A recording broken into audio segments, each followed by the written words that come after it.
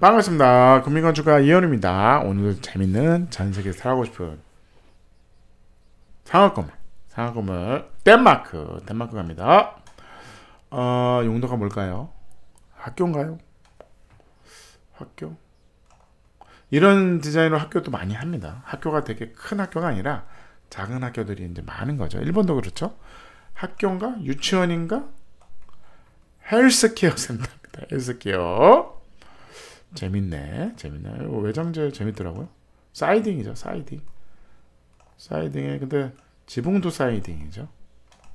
이렇게 생긴 거죠. 이렇게 집들을 이렇게 붙인 것처럼 이렇게 해가지고 여기 가운데 중정이 있습니다. 중정이 있고 외부에도 이제 마당이 있는데 이 중정이 되게 중요하겠죠. 그래서 헬스케어니까 케어해야 되잖아. 요런 디자인 거죠. 천창도 있고 집들을 연결한 거예요. 여기 아마 복도가 있겠죠. 이렇게 쫙 해서 그런 것들을 좀 재미있는 공간을 이제 만든 겁니다. 그래서 보시면 이렇게 된 거죠.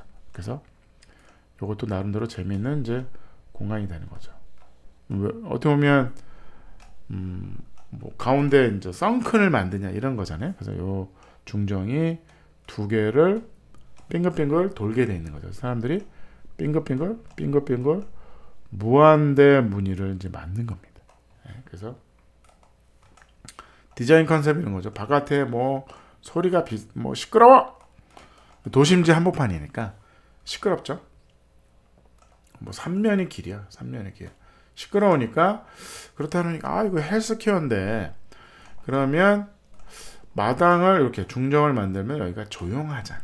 조용한 마당을 만들 수 있잖아. 그 다음에 원래는 하나의 건물이지만 박스를 한 거죠. 요거는 무슨 기능? 요거는 뭐 서재, 뭐 이렇게. 여기는 운동실, 여기는 뭐 공부하는데, 여기는 뭐 이런 식으로 박스별로 용도를 구분할 수 있지 않냐.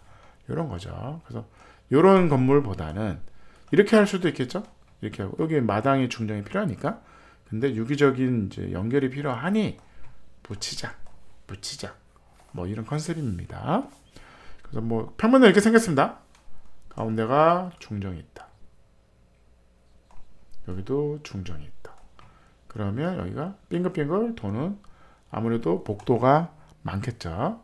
여기는 화장실이고 이런 넓은 공간이 있고 뭐 작은 사무실도 있고 작은 회의실도 필요하고 회의실도 있죠. 여기는 이제 마사지 뭐 아니면 뭐 이렇게 뼈를 맞출까요? 모르겠어요. 그런 이제 작은 이제 사무실도 이제 필요한 거죠.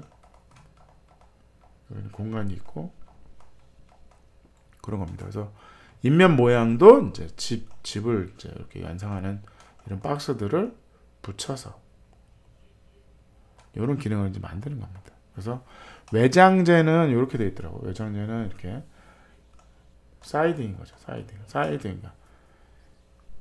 사이딩이라는 건 자재 이름은 아니고요. 이제 방식이죠. 이렇게 비닐처럼 이렇게 시멘트 사이딩이냐 나무 사이딩이냐 사이딩인 거죠. 이거 뭐 철판 사이딩이냐 뭐 이런 겁니다. 여기 구멍은 이제 물바지 숨긴 겁니다. 좋은 디테일은 아니죠. 근데 매시브하게 물바지 받고 선홈등이 보기 싫어. 그래서 이제 건물 안에다가 한 건데 유지 관리가 쉽지는 않습니다. 여기는 이제 나무 적사목을 붙여서 적사목도 디자인이 이제 넓은 거 좁은 거 해서 이렇게 이제 해서 나무 상자를 하나 이제 만든 겁니다. 요거는 이제 중정이죠. 마당이고 작은 중정이죠. 되게 참 이제 물건기가 있긴 있네. 물건기가 거의 매시브하게 보이고 싶어가지고 거의 뭐 붙어 있는 거죠.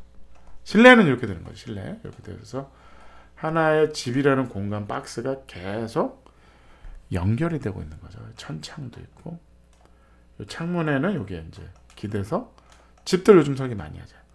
하나는 좀 큰 공간이 있는 거죠. 큰 공간에 중정이 있어서 여기서 뭐 회의도 하고 외부의 차 소리가 뭐 들리긴 하는데 그게 심하지는 않은 거죠. 이런 공간이 필요하니까.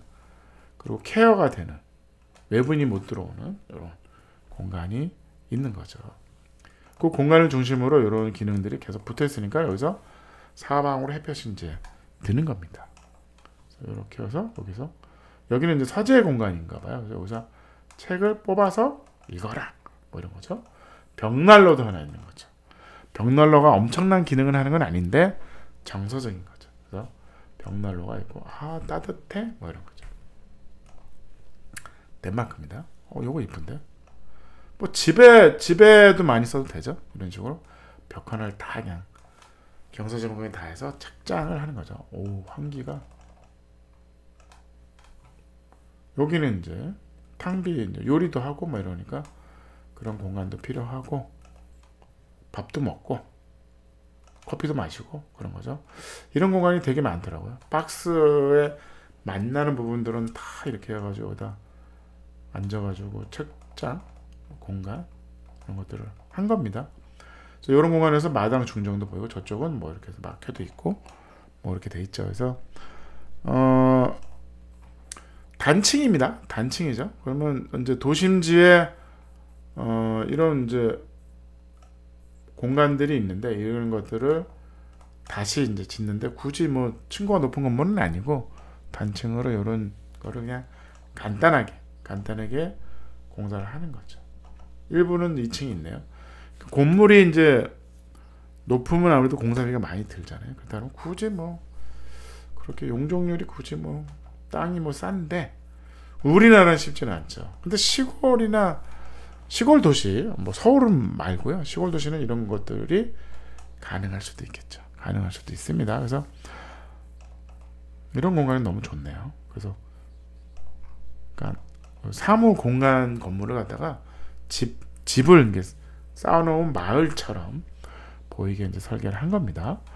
덴마크 헬스케어 센터였어요. 디자인 1.8 힐링이 되는 것 같습니다. 공간에 있으면 편리성, 가성비, 에너지, 아이디어 좋았습니다. 그래서 10점 만점에 8.5고 외장재 재밌네. 외장재가 그냥 그 지붕 이거는 사이딩 외장재를 많이 하는데 이런 방식으로 지붕을 하진 않습니다. 근데 지붕을 저도 이런 걸 해봤거든요. 나쁘진 않더라고요. 근데 제가 우리나라는 이렇게 했거든 제가. 근데 겨울에 이게 얼더라고요.